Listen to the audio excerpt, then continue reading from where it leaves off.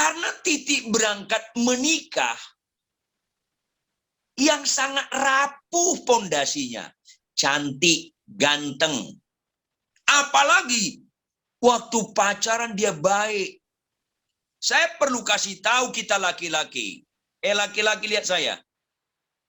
Rata-rata laki-laki perjuangannya mendapat wanita tinggi sekali. Setelah menikah, perjuangannya hilang. Kayak pepatah Jepang, pepatah nelayan Jepang. Sebelum dapat ikan, kasih umpan. Belum dapat, kasih umpan. Dapat bantai. Itu rata-rata laki-laki. Makanya lebih banyak, dari segi persentase, lebih banyak wanita kecewa dalam perkawinan daripada pria. Tapi bukan terletak pada kesalahan pria aja. Juga terletak pada kesalahan wanita.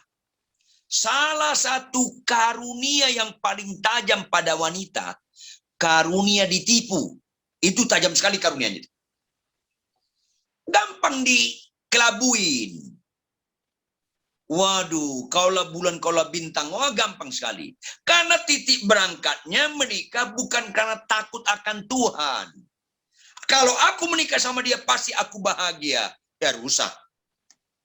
Keluarga akan tergoncangkan kalau menikah mencari bahagia. Itu rusak.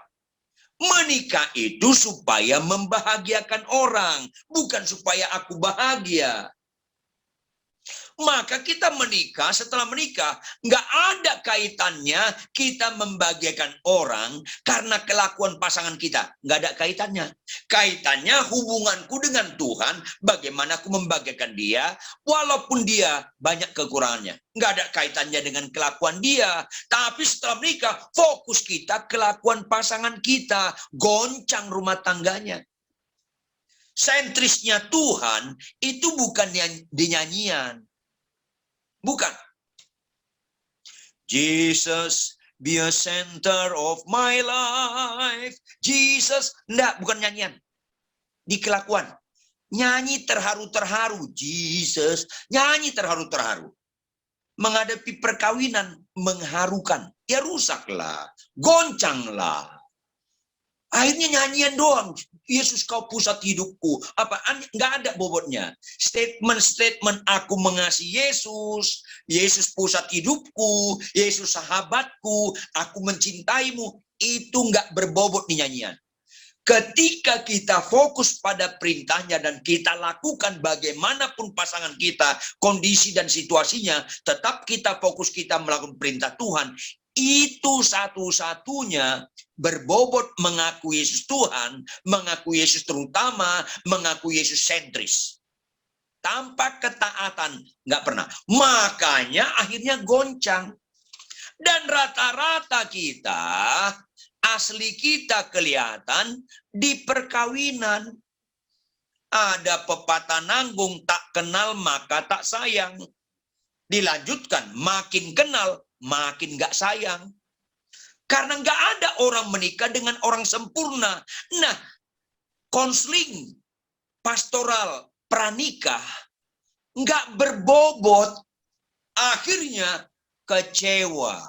Mulai berani kita ngomong sama pasangan kita. Aku nyesel kawin sama kau.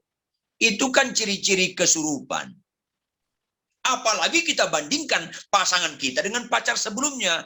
Pacarku dulu lebih baik dari kau. Itu tingkat kesurupan lebih tinggi lagi. Ngawur sekali.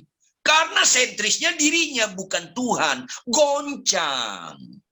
Kalau gini model menikah, anak-anak juga lihat goncang lagi. Anak-anak juga titik berangkat menikah pun salah. Makanya di balik Efesus 5 ayat 22 sampai Efesus 6 ayat 4, artinya Matius 6 ayat 33. Cari dahulu kerajaan Allah. Kerajaan Allah, Allah itu raja. Dia yang memerintah. Maka fokus perkawinan, perintah Allah, Dan roh penundukan terus-menerus. Memiliki tingkat roh penundukan terus-menerus. Cari dahulu kerajaan Allah. Dan kebenarannya, kalau kita taati firman Tuhan terus-menerus, gagal ulangi. Gagal ulangi. Pokoknya jangan ambil perceraian. Gagal kau lemah lembut pada istrimu, gagal kau lemah lembut pada suamimu, ulangi, bertobat, ulangi. Jangan cerai. Cerai itu satu yang nggak ngerti kadang-kadang orang, itu dosa serius. Catat baik-baik. Salah satu dosa yang serius adalah jikalau kau tidak mengampuni kesalahan orang lain, Allahmu tidak akan mengampuni engkau.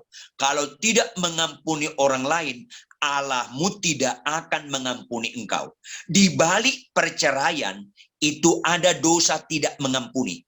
Mengerikan sekali perceraian itu. Maka roh penundukan terus-menerus. Seraya kita fokuskan, pokoknya yang nilai itu jadi suami yang benar. Yang nilai itu jadi istri yang benar. Itu nilai. Nggak ada tandingannya. Biarpun nggak bisa khotbah, walaupun nggak jadi orang kaya, nggak masa bodoh. Menjadi suami yang benar, jadi istri yang benar, pasti kau ngerti konsep nilai. Ditambah makin sulit, maafkan saya, ditambah makin sulit, suami istri kerja, habislah. Habis. Jangankan istri nggak kerja. Istri nggak kerja aja, nggak gampang mendidik anak-anak. Apalagi kerja. Waduh, makin ngeri lagi. Cuman pengajaran seperti ini dianggap kuno. Padahal berpadanan Tuhan berkata, Adam, kau akan bersusah payah mencari nafkah. Si Adam mencari nafkah. Sejajar dengan itu apa? Hawa, kau akan sakit melahirkan. Itu dua. Suami bekerja, istri melahirkan. Ngurus anak-anak, ini dua. Tapi karena emansipasi, kebutuhan uang, nggak cukup, paling itu relatif. Akhirnya suami kerja, istri kerja. Selesai. Makin mengerikan potensi kegoncangan rumah tangga kalau suami istri bekerja. Catat itu baik-baik. Catat itu baik-baik. Sedikit sekali waktu kita memikirkan anak. Udah itu capek lagi. Konflik rumah tangga, istri punya tanduk. Emang gua makan dari lo? Gaji gua juga ada. Habis. Saling menantang. Susah.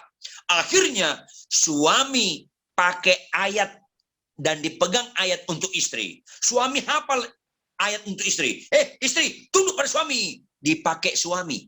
Padahal itu firman untuk istri. Tapi dipakai suami. Sebaliknya istri, firman untuk suami, diambil dia. Lu harus mengasihi istri. Jadi LGBT orang ini dua-duanya. Karena istri jadi suami jadi istri, pegang ayat yang bukan untuk dia. Terbalik, rusak. Ini kekejian. Karena apa? Jujurlah, kita terbatas, kita lemah. Kalau ibu-ibu kerja, bisa potensi melawan suami karena dia punya tunduk. Nggak punya roh penundukan, makin sulit roh penundukan. Kalau istri kerja, dia melahirkan, capek sekali, potensi emosinya makin tinggi. Jangankan nggak kerja ibu rumah tangga saja tidak mudah, apalagi kerja. Sayang, banyak orang menentang ajaran ini, tapi saya tetap konsisten karena Alkitab berkata demikian. Suami cari nafkah, istri melahirkan.